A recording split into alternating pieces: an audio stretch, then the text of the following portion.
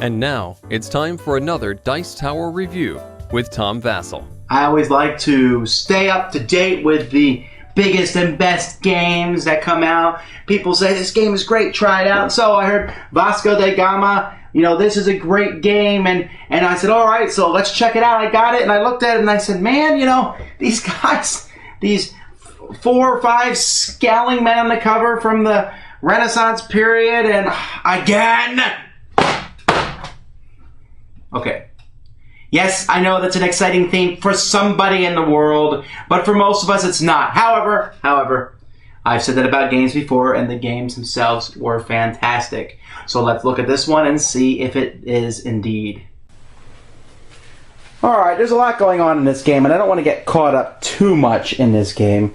But basically, it works like this. At the beginning of each turn, you're going to turn over this tile, and there's going to be a number on it, 12. So when you do that, you're going to put this little white marker there by the 12. And it's possible that that marker is going to move. You don't know if it will or not. After everyone has gone, for example, it will move 2. So it moved down by 2. So 1, 2.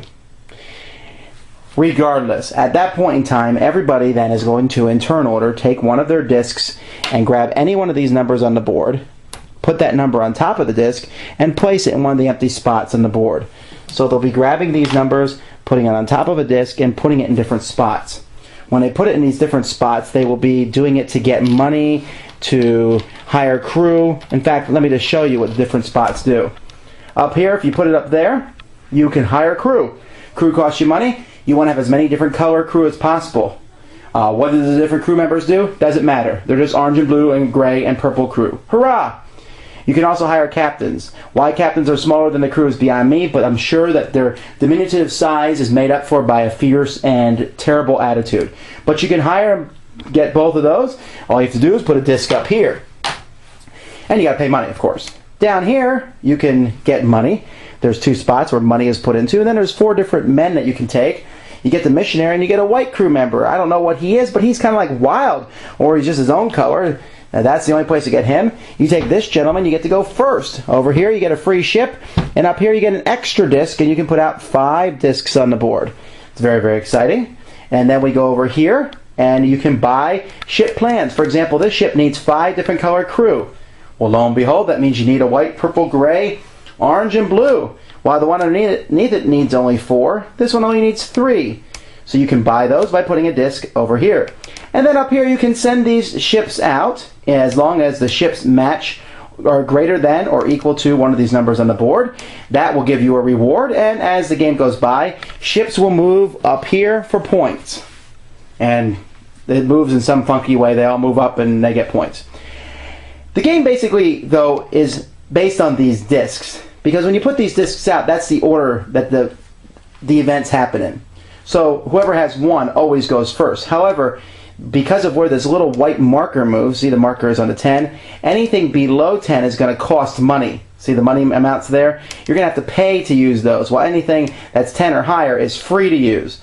And so there's some going back and forth and saying, all right, and you got to make sure all your discs are out in the right order, because you want to make sure that you get your crew before you get the ship, and you want to make sure you get the ship before you send it out on a journey. And when do you want to go over here? Well, you might want to go over here soon so that you can get a good guy or grab a pile of money.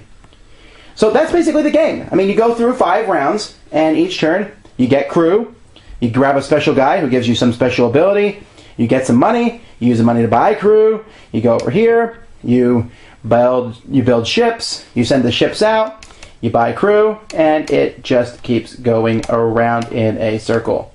That's the game. Really? That's the game. And I know some people say this is the greatest thing ever, but I played it, and look, I see the game, I understand how it works. I understand there's strategies there, how to get money, what bonuses to get with the ship, and I'm really honestly making it sound about 256,343 times more exciting than it really is, because when you actually play the game, you don't feel the wind in your hair when you sail. You don't even feel the logical nature of a spreadsheet. It's colder than that. It's so boring.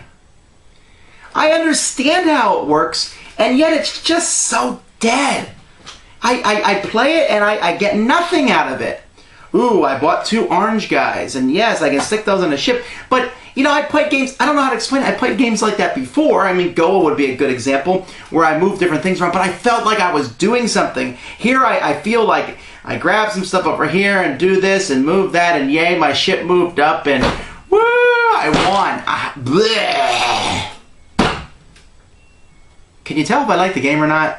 Look, I'm not saying it's a bad game. I know there's a group of people out there who are going to absolutely flip their lid. I mean, obviously, they're already out there. The reports are positive, but my report is not. This is a cold game.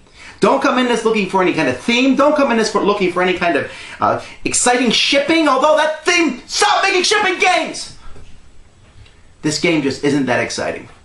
My review is probably 45 times more exciting than the game is. So I cannot recommend this. It has nice pieces, it has nice mechanics, but when you put it all together, it's an omelet without any eggs. Odd metaphor, I guess. Don't get it. Thanks for joining us today. For more written, audio, and video reviews, as well as the #1 board game podcast, check out the website at www.thedicetower.com.